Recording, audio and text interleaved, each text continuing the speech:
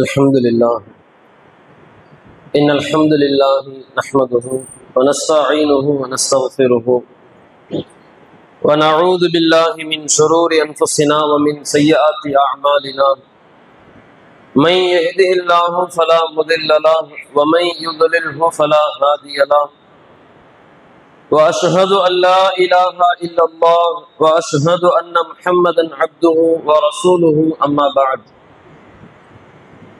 فقد قال الله تعالى في القرآن العظيم وفي الفرقان المجيد أعوذ بالله من الشيطان الرجيم بسم الله الرحمن الرحيم يا أيها الناس اتقوا ربكم الذي خلقكم من نفس واحدة وخلق منها زوجها وبث منهما رجالا كثيرا ونساء واتقوا الله الذي تساءلون به والأرحام إن الله كان عليكم رقيبا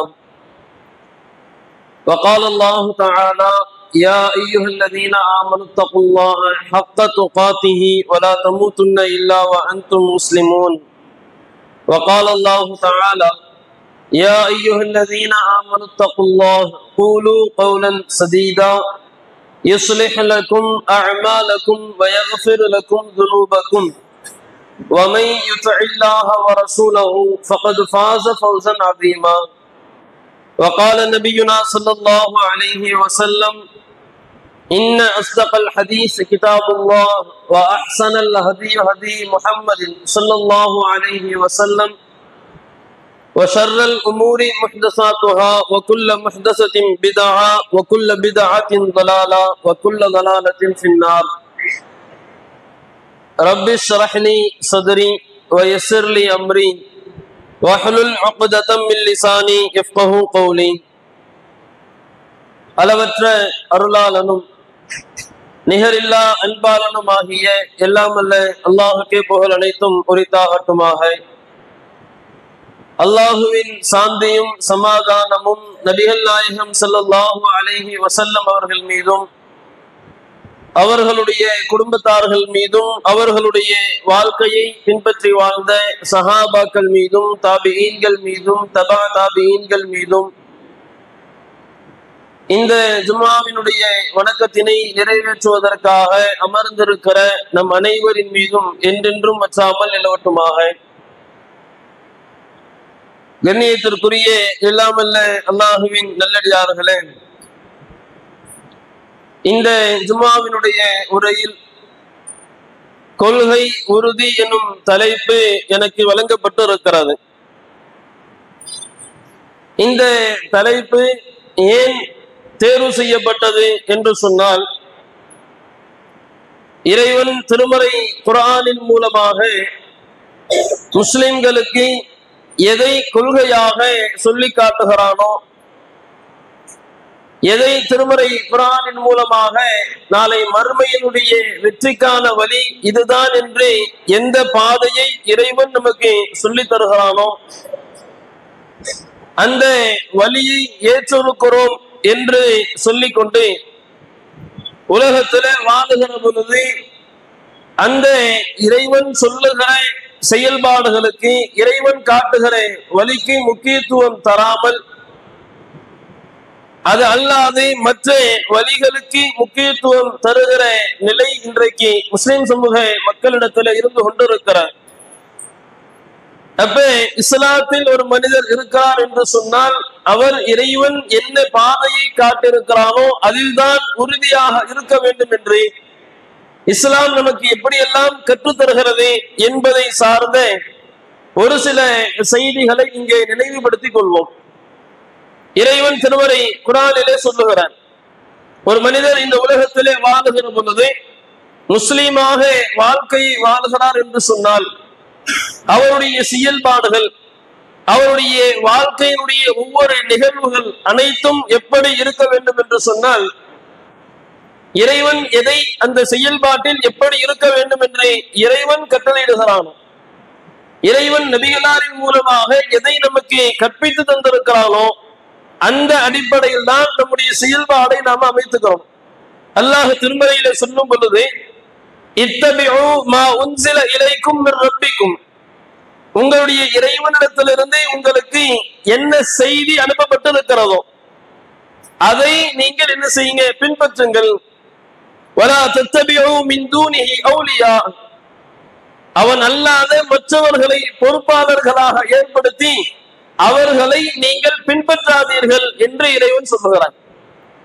உலகத்திலே நாம் வாழுகிற பொழுது இஸ்லாத்தை ஏற்றிருக்கிறோம் என்று சொன்னால் என் வாழ்க்கையினுடைய ஒவ்வொரு செயல்பாடும் ஒவ்வொரு நிகழ்வும் எப்படி அமைய வேண்டும் என்றால் இறைவன் எனக்கு எப்படி அறிவித்திருக்கிறான், குர்ஆனின் மூலமாகவும் நபிகள் நாயகம் ஸல்லல்லாஹு அலைஹி வஸல்லம் அவர்கள் மூலமாகவும் இறைவன் எனக்கு எப்படி கற்பித்திருக்கிறானோ அந்த அடிப்படையில் அதை பின்பற்றித்தால் என்னுடைய வாழ்க்கை நான் அமைத்துக் கொள்ள வேண்டும். இதுதான் இறைவன் நமக்கு சொல்லக்கூடிய வழிமுறை. இன்றைக்கு இஸ்லாமிய சமூகத்திலே இருக்கிற அதிகமான நபர்கள் இதை புரிந்திருக்கிறார்கள். உலகத்துல வாழும் பொழுது அல்லாஹ் சொன்னதை தவிர, ரசூலுல்லாஹ் சொன்னதை தவிர வேறு யார் எதை எப்படி சொன்னாலும் என்ன செய்யக்கூடாது, பின்பற்றக்கூடாது, அதை ஏற்றுக்கொள்ள கூடாது, அதை மார்க்கமாக எடுத்துக்கொள்ள கூடாது என்பதுல அநேக முஸ்லிம்கள் தெளிவு பெற்று இருந்தாலும் கூட இன்றைக்கு நிலைமை என்ன? இதுதான் உண்மை என்று தெரிந்ததற்கு பிறகு மக்கள் என்ன செய்யறாங்கன்னா தவறான பாதைகளில் இருப்பவர்களோடு சேர்ந்து கொண்டு அவர்களோடு கை கோர்த்து கொண்டு நான் சத்தியத்திலும் இருக்கிறேன் அசத்தியத்திலும் இருக்கிறேன் என்கிற நிலையை காட்டக்கூடிய நிலையை பார்க்கிறோம். வெளியில இருந்து பார்த்தோம்னு சொன்னா இவரு சத்தியம்னு சொல்லக்கூடிய கொள்கையிலும் இருக்கிறார். இது எது அவர்கள் தவறு என்று எதிர்க்கிறார்களோ, எது மார்க்கத்திற்கு முரணானது என்று சொல்லி சத்தியத்தில் இருப்பவர்கள் எடுத்து சொல்லுகிறார்களோ அந்த தவறிலும் இவர்கள் நிற்கிறார்களே, அப்ப இவர்கள் யார் என்று பார்க்கக்கூடிய அளவிற்கு இன்றைக்கு மக்கள் என்ன செய்யறாங்க, கொள்கை என்கிற விஷயத்தை தாண்டி உறவுகளுக்கு மற்ற மற்ற செயல்பாடுகளுக்கு முக்கியத்துவம் தருகிற ஒரு நிலையை பார்க்கிறோம். அல்லாஹ் திருமறையில நமக்கு என்ன செய்யறான்னு சொன்னா தெளிவாக சொல்லுகிறான். இதுதான் உண்மை சத்தியம் என்று தெரிந்ததற்கு பிறகு இந்த சத்தியத்தோடு உண்மையோடு என்ன செய்யக்கூடாது, பொய்யை கொண்டு வந்து கலக்கவே கூடாது. அல்லாஹ் திருமறையில சொல்லுகிறான், வலா தல்பிசுல் ஹக்க பில் பாத்தில், தெரிந்து கொண்டே என்ன செய்யாதீங்க, உண்மையோடு பொய்யை கலக்காதீர்கள் என்று அல்லாஹ் சொல்றான். சத்தியம் உண்மைனா இதான் உண்மை, பொய்யினா பொய்ன்னு சொல்லணும். சத்தியம்னு சொன்னா இதுதான் அல்லாஹ் வழிகாட்டியது என்று சொன்னால் இதுதான் இறைவனின் பாதை என்று தெளிவுபடுத்தணும்.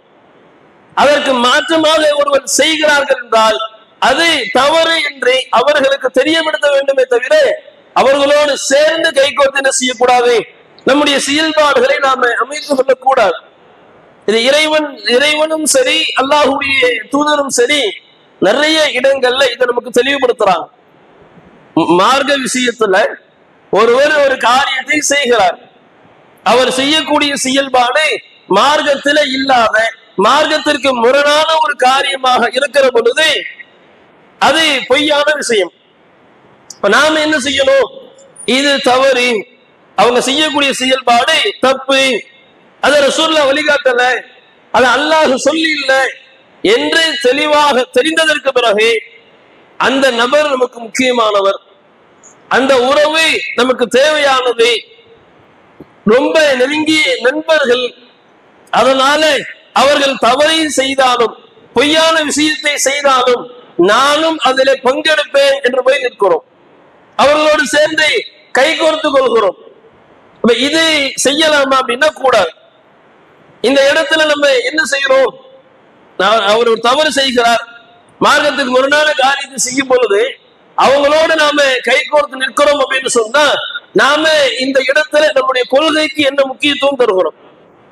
இறைவன் சொன்ன செய்தியை பின்பற்றணும் எல்லாம் சொல்லிட்டான், அதை உண்மையை நாம நம்பி இருக்கிறோம்னா அந்த உண்மையை நம்பி இருக்கிறன்னா அதுல உறுதியா இருக்கணும்ல.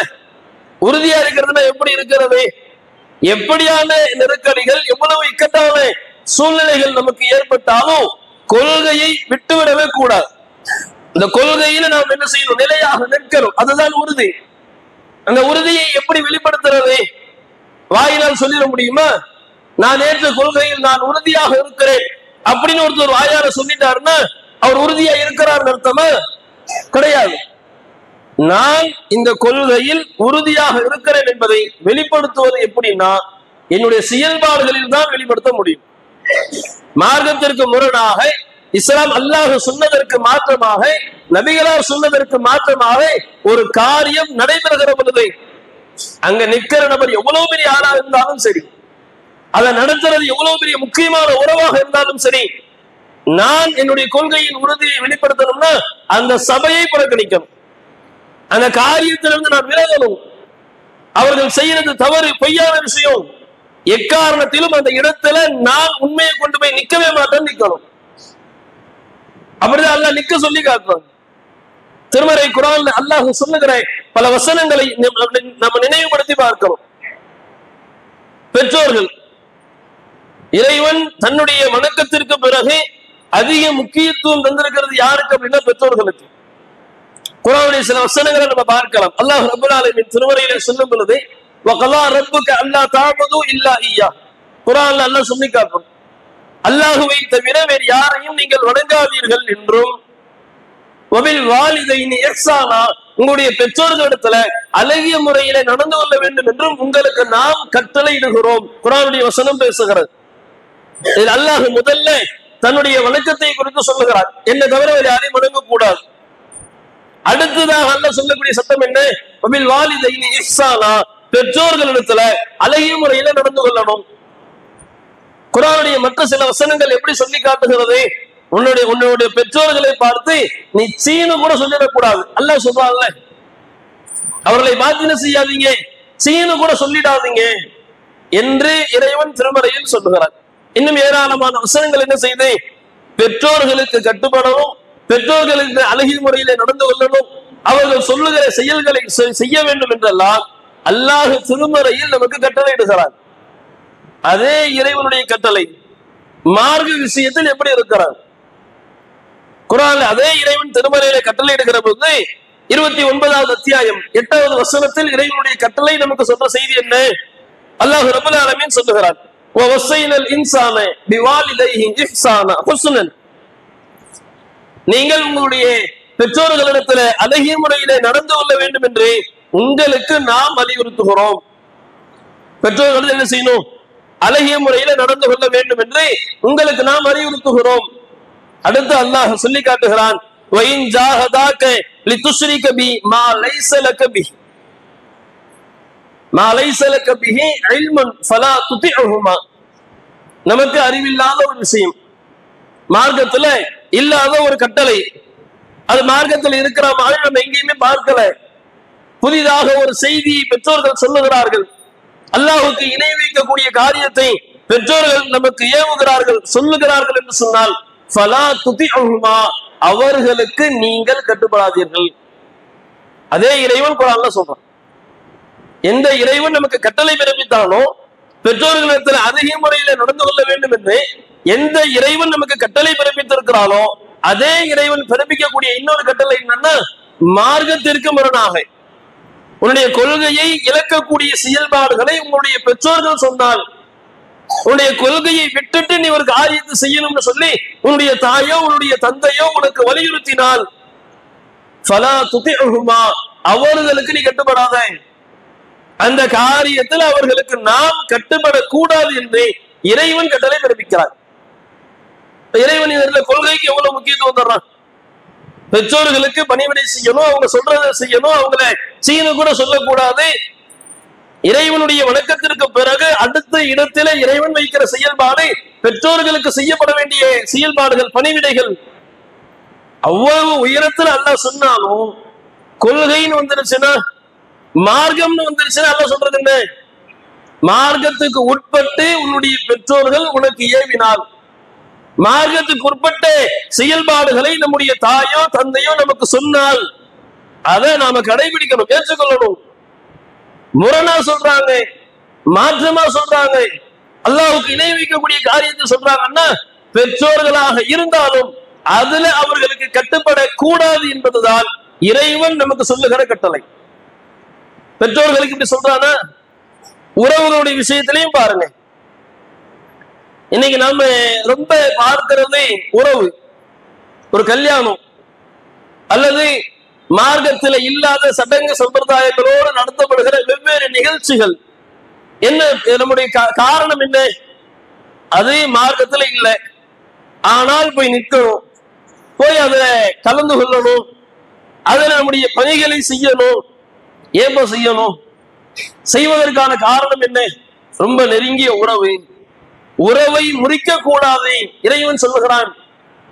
உறவுகள் விஷயத்தில் அல்லாஹ் அஞ்சிக்க சொல்லி இருக்கிறான், செய்யக்கூடாது. அவ உறவுகளோடு அந்த உறவை முறிச்சிடக்கூடாது. நான் அந்த கல்யாணத்துக்கு போலன்னா என்னுடைய அந்த உறவு என்கிட்ட பேச மாட்டாங்க. நான் அந்த பாத்தியா ஓதுல நான் போய் கலந்துக்கலன்னா அவங்க என்ன செய்ய மாட்டாங்க, என்ன பேச மாட்டாங்க, என்னுடைய உறவை முடித்துக் கொள்வார்கள். உறவு முறியக்கூடாதுங்கிறதுக்காக நான் போறேன். உறவுக்கு அல்லாஹ் முக்கியத்துவம் தருகிறான், மாற்று கருத்தே இல்லை. அல்லாஹ்வுடைய தூதர் அவர்கள் சொல்லும் பொழுது கூட புகாரில பதிவு செய்யப்படுகிறது, லா யதுகுலுல் ஜன்னத காத்திஉன், யார் உறவை முடித்துக் கொள்கிறாரோ, உறவை யார் துண்டித்துக் கொள்கிறாரோ அவர் சொர்க்கத்தில் நுழைய மாட்டார். ரசூலுல்லாஹ் சொன்னாங்க, முக்கியம்.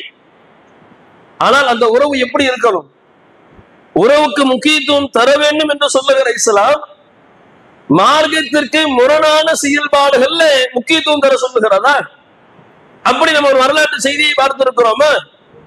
மார்க்கத்தில் இல்லாத ஒரு காரியம் செய்தாலும் அந்த சபையில் அவர்களோடு போய் இருக்க வேண்டும் என்று இஸ்லாம் சொல்லி காட்டுகிறதா? அப்படி ஒரு வழியை ரசூலுல்லாஹ் நமக்கு காண்பிச்சிருக்கிறாங்களா? ரசூலுல்லாஹ் காட்டின வழி என்ன? நம்ம அதிகமாக அறிந்த செய்திகளில் பார்க்கலாம்.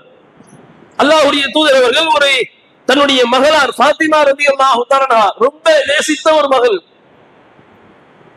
அப்படிப்பட்ட மகளாருடைய வீட்டுக்கு விருந்துக்கு போறாங்க. ஒரு விருந்துக்காக வேண்டி ரசூலுல்லாஹ்வை ஃபாத்திமா ரலியல்லாஹு தஆலா அழைக்கிறாங்க. அந்த அழைப்புக்காக செல்லுகிற பொழுது வீட்டுல பார்க்கிறாங்க ஒரு திரை சீலை ஒன்று இருக்கிறது. அந்த சீலை மார்க்கத்திற்கு அதை என்ன செய்யக்கூடாது, பயன்படுத்தக்கூடாது. முன்னாடி இருக்குது. ரசூலுல்லாஹ் வீட்டுக்குள்ளேயே போகல, அப்படியே திரும்பி என்ன செய்யறாங்க, தன்னுடைய வீடுகளுக்கு திரும்பிடுறாங்க.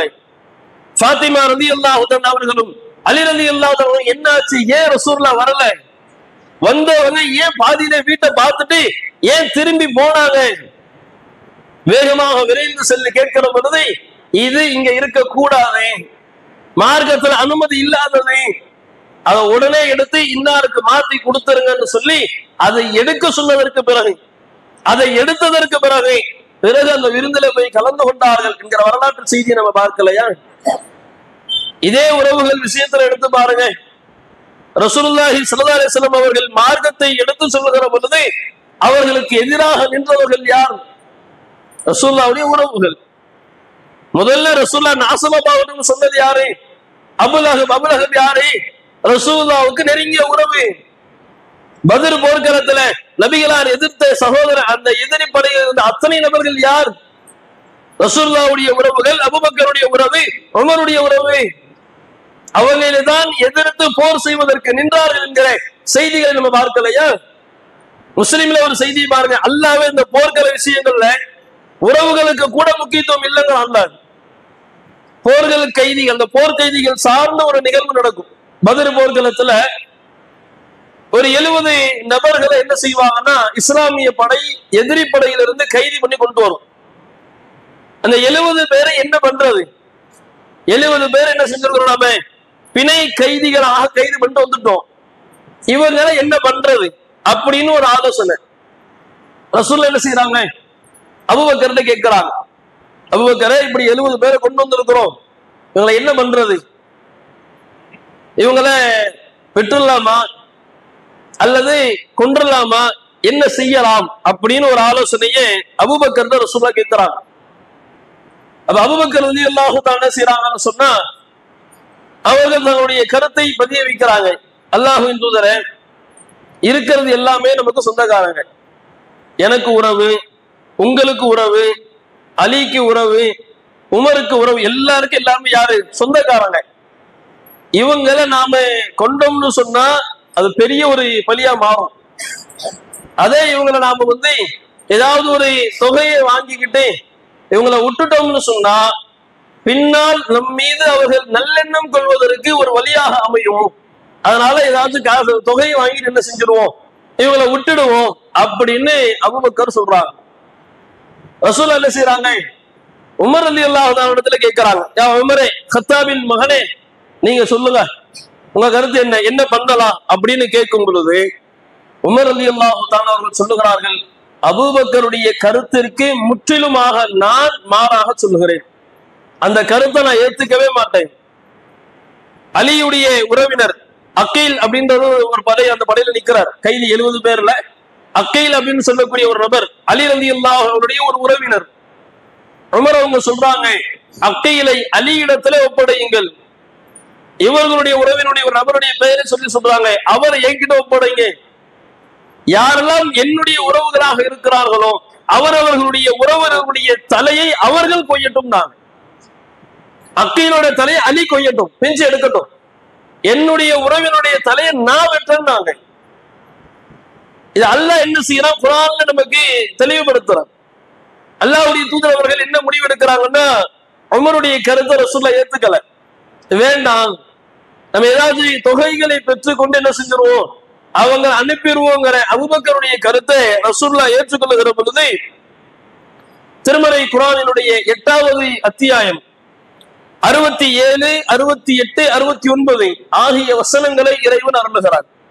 வசனத்தில் அல்லாஹ் ஒரு கருத்து என்ன சொல்லி காட்டுறாங்க, லௌலா கிதாபும் மினல்லாஹி சபக லமஸ்ஸக்கும், உங்களிடத்துல விதி முந்தி கொள்ளாவிட்டால், விதிங்கிற செயல்பாடு உங்கள்கிட்ட முந்தி வராமல் இருந்துச்சுன்னு சொன்னா, நீங்கள் பிணை தொகை பெற்றதற்காக வேண்டி உங்களை நாம கடுமையான வேதனையில பிடிச்சிருப்போம். ரசூலுல்லாஹ்வுக்கு அல்லாஹ் சொல்றாங்க பாருங்க, விதிங்கிற செயல்பாடு முந்தி வராட்டி கைதிகளை பிடிச்சு வந்த கைதிகள் இருந்து நீங்கள் பிணை தொகை வாங்கியதற்கு, ஏன்னா அவங்க எல்லாம் உறவுன்னு தானே பாத்தீங்க, உறவுங்கிறதுக்காக அதற்கு முக்கியத்துவம் கொடுத்து பிணை தொகை நீங்கள் பெற்றிருந்ததால் உங்களை இறைவன் கடுமையான வேதனையை கொண்டு பிடிச்சிருப்பேங்கிறான். பார்க்கவே கூடாது.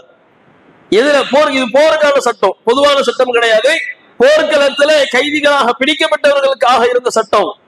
அல்லாஹ் கடுமையை வெளிப்படுத்தினா, உறவாக இருந்தாலும் அவர்கள் உங்களுக்கு எதிரி, இஸ்லாத்தை அளிப்பதற்காக உங்களுக்கு எதிராக போர்க்களத்தில் நின்றவர்கள், அவர்களை நீ என்ன செஞ்சு அங்கே வெட்டி இருக்கணும்னு என்ன செய்யறான் அல்லாஹ் சொல்லி காட்டுகிறான். என்று சொன்னால் எதுல நாம முக்கியத்துவம் பார்க்கணும், உறவுக்கு பார்க்கிறதா மார்க்கத்துக்கு பார்க்கிறதா? மார்க்கம் என்கிற நிலை வருகிற பொழுது உறவாக இருந்தாலும் தாய் தந்தையராக இருந்தாலும் யாராக இருந்தாலும் முதலில் நாம முக்கியத்துவம் தர வேண்டியது யாருக்குன்னா உறவுக்கு தான் தரணும். அப்படி உறவுக்கு யார் முக்கியத்துவம் தருகிறார்களோ அவர்கள் தான் அல்லாஹ்வுடைய படையில் இருக்கிறார்கள். யார் இஸ்லாத்துக்கு முக்கியத்துவம் தருகிறார்களோ அவங்க தான் என்ன செய்யறாங்க, அல்லாஹ்வுடைய படையில இருக்கிறார்கள் என்று திருமறை குர்ஆன் நமக்கு எடுத்து சொல்வதை பார்க்கிறோம். சூரத்துல் முஜாதலா என்று சொல்லுகிற அத்தியாயத்தில் இறைவன் சொல்லுகிறார், அதனுடைய கடைசி வசனம் சூரத்துல் முஜாதலாங்கிற அத்தியாயத்துல அதனுடைய கடைசி வசனம் 22வது வசனம்.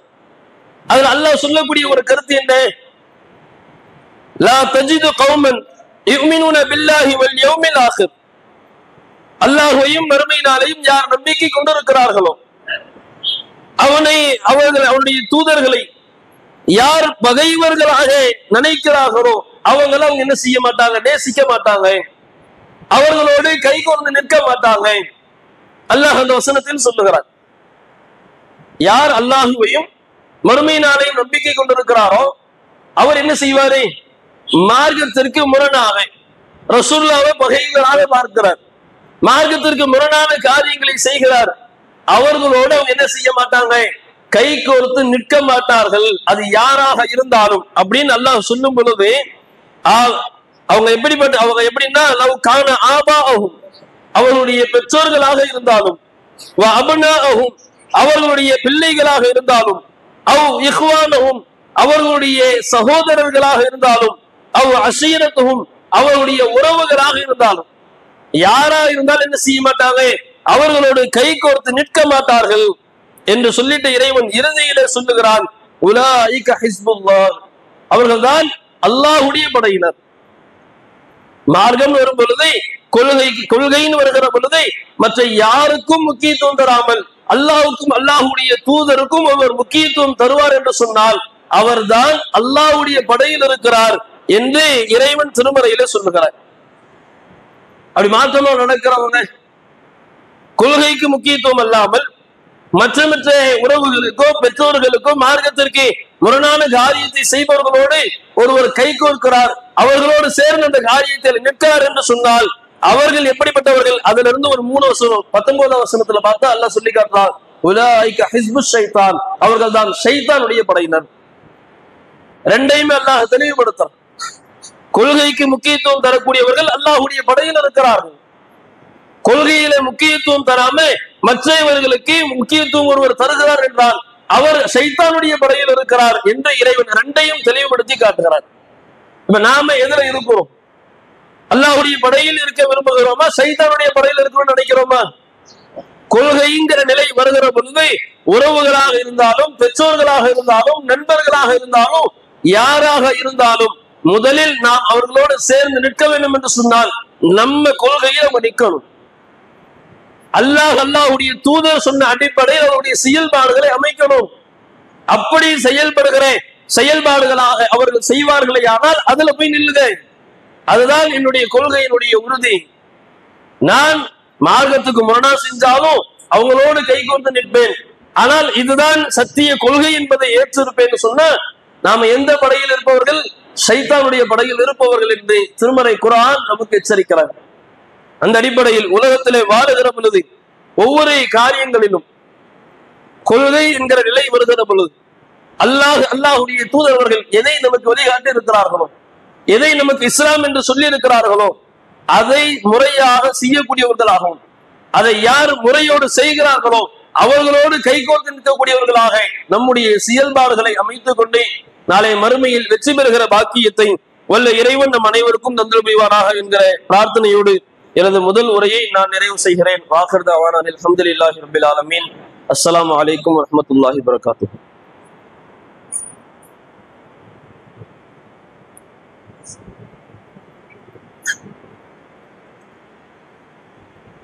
அஸ்ஸலாமு அலைக்கும் வரஹ்மத்துல்லாஹி வபரகாத்துஹு. அளவற்ற அருளாளனும் நிகரற்ற அன்புடையவனுமாகிய எல்லாம் அல்ல அல்லாஹுக்கு புகழ் அனைத்தும் உரித்தாகட்டுமாக. கண்ணியத்திற்குரிய எல்லாம் அல்ல அல்லாஹுவின் நல்லடியார்களே, இந்த ஜும்மாவினுடைய முதல் உரையில் கொள்கையில் நாம் உறுதியானவர்களாக நம்முடைய செயல்பாடுகளை நாம் அமைத்துக் கொள்ள வேண்டும் என்பது குறித்து ஒரு சில செய்திகளை நாம முதல் உரையில பார்த்திருக்கிறோம். அதோடு தொடர்ச்சியாக எப்படி பல நிகழ்ச்சிகளில் பங்கு பெறுகிற பொழுது மார்க்கத்திற்கு முரணாக நடைபெறுகிற காரியங்கள் செய்யக்கூடிய சபைகளில் நாம் அந்த சபையில் நாம் ஒன்று கொள்கிறோமோ, அதை தாண்டி இன்னைக்கு பள்ளிவாசல்களிலும் நம்மள்கிட்ட அந்த செயல்பாடு இருக்கிறார். ஒரு பள்ளிவாசல் என்ற பேர்ல ஒரு இடம் இருக்கிறது என்று சொன்னால் அது எப்படியானதாக இருக்கணும்னு அல்லாஹ் சொல்லி இருக்கிறான். திருமறை குர்ஆன்ல அல்லாஹ் சொல்லும் பொழுது வஅன்னல் மஸாஜித லில்லாஹி ஃபலா ததுஉ மஅல்லாஹி அஹதா, இது பள்ளிவாசலுக்கு இறைவன் சொல்லுகிற பொதுவான சட்டம். வஅன்னல் மஸாஜித லில்லாஹ், பள்ளிவாசல்கள் எல்லாம் அல்லாஹ்வுக்குரியது. ஃபலா ததுஉ மஅல்லாஹி அஹதா, அவன் அல்லாத மற்றவர்களை என்ன செய்யக்கூடாது, பள்ளிவாசல்கள்ல அழைக்க கூடாது என்று இறைவன் சொல்லி இருக்கிறார். அதே மாதிரி இன்னொரு வசனங்கள் சூரத்து தௌபா என்று சொல்லுகிற 9வது அத்தியாயத்தினுடைய 107, 108 ஆகிய வசனங்களை நம்ம பார்த்தோம்னு சொன்னாலும் அதிலும் அல்லாஹ் என்ன செய்யறான்னா பள்ளிவாசல்கள் குறித்து பேசுகிறான். ஏன் இந்த சபையில நாம பள்ளிவாசல்களை குறித்து சொல்லுகிறோம் அப்படின்னா, நம்முடைய கொள்கை உறுதிப்பாடுங்கிறது ஒரு திருமணத்திலோ அல்லது மற்ற நிகழ்ச்சிகளிலோ மாத்திரம் வெளிப்படுத்துறது அல்ல. பள்ளிவாசல்கள்ல நாம தொழுகிறவர்களும் இருக்கிறார். ஒரு பள்ளிவாசல்ல ஒரு தொழுக வைக்கிறார். அந்த பள்ளியில் நடத்தப்படுகிற காரியங்கள் மார்க்கத்திற்கு முரணான காரியங்கள் நடைபெறுகிறார். இறைவன் பள்ளிவாசலுக்கு இந்த செயல்பாடுலாம் இருந்துச்சுன்னா அது பள்ளிவாசல்கிற தகுதியை இழந்து விடுகிறது என்று இறைவன் சொல்லுகிற அந்த தன்மைகள் இருக்கக்கூடிய பள்ளிகள்ல கூட இன்னைக்கு நாம என்ன செய்யறோம், போய் நின்று தொழக்கூடிய நிலையில் இருக்கிறோம். இதுதான் சத்திய கொள்கை என்று சொல்லக்கூடிய நாம அந்த கொள்கையை வெளிப்படுத்துகிற விதம் இறைவன் சொன்னது மாதிரி நடக்கிறது. அப்ப அல்லாஹ் என்ன சொல்லி காட்டுறான்? இப்ப குர்ஆன்ல பாத்தீங்க, இறைவன் சொல்லும் பொழுது வல்லதீன தகது மஸ்ஜிதன், அவர்கள் பள்ளிவாசல்களை ஏற்படுத்தி இருக்கிறார்கள். அந்த பள்ளிவாசல்கள் எப்படி இருக்கிறது? லிராரன், மக்களுக்கு தீங்கிழைக்கக்கூடிய பள்ளியாக இருக்கிறது. குஃப்ரன் அதுல இணை வைப்பினுடைய காரியங்கள் நடைபெறுகிறது, தஃப்ரீகம் பைனல் முஃமினீன மூமின்களுக்கு மத்தியிலே பிரிவை ஏற்படுத்துகிற செயல்பாடுகள் நடைபெறுகிறது, வஇர்சாதல் லிமன் ஹாரபல்லாஹ வ ரசூலஹு மின் கபில் இதற்கு முன்னால் வாழ்ந்த அல்லாஹ்வுக்கும் அல்லாஹ்வுடைய தூதருக்கும் எதிராக போர் செய்தவர்களுக்கு புகலிடமாக அந்த பள்ளிவாசல்கள் இருக்கிறது. இப்பெல்லாம் ஒரு பள்ளிவாசல் இருக்குன்னு வைங்க, இந்த பள்ளிவாசல்ல இருக்கிறவங்க சொல்லக்கூடிய செய்தி என்ன? அவங்க என்ன செய்யறாங்கன்னு சொன்னா, இன் அரதுனா இல்லல் ஹஸ்னா, நாங்க உங்கள்கிட்ட நன்மையை மாத்திரம் சொல்லுகிறோம் என்று சொல்லுகிறார்கள். அப்படிதான் இருக்குது. இன்றைக்கு பல பள்ளிவாசல்கள்ல பாருங்க மௌலூது ஓதுறாங்க. மௌலூதுடைய அநேக வரிகள் அல்லாஹ்வுக்கு இணை வைப்பினுடைய வார்த்தைகளை சொல்லக்கூடிய வகைகள். அதிலே அமர்ந்து கொண்டு பள்ளிவாசல்ல அமர்ந்து கொண்டு மௌலூது ஓதுகிற பெயர்களினால் பல நல்லடியார்கள் என்கிற பெயரில இருப்பவர்களை அழைக்கிறார்கள், ரசூலுல்லாஹ்வை அழைக்கிறாங்க, அவர்கள்ட்ட தேவைகளை கேட்கிறார்கள். மற்ற உலகத்திலே வாழ்ந்து மரணித்த நல்லடியார்களுடைய பெயரிலே மௌலூது ஓதுகிற அடிப்படையில அவங்கள்ட்ட வசீலாவை தேடுகிறோம் என்று சொல்லுகிறார்கள். இதெல்லாம் ஒரு பள்ளிவாசல்ல நடக்குது. அதே மாதிரி பள்ளிவாசல்கள்ல தீங்கிழைக்கப்படுகிறது. இன்னைக்கு இருக்கிற பள்ளிவாசல்கள் எத்தனை பள்ளிவாசல்கள்ல நன்மைகளை குறித்து மக்களுக்கு உபதேசம் செய்யப்படுகிறது, நல்ல காரியங்களில் மக்களை அழைக்கக்கூடிய பள்ளிகளாக இன்றைக்கு அநேக பள்ளிகள் இருக்கிறது. மாற்றமாக மக்களுக்கு தவறான விஷயங்களை, மார்க்கத்துல இல்லாத காரியங்களை நடைமுறைப்படுத்துகிற இடங்களாக பள்ளிவாசல்கள் இன்னைக்கு அமைந்து கொண்டு இருக்கிறது.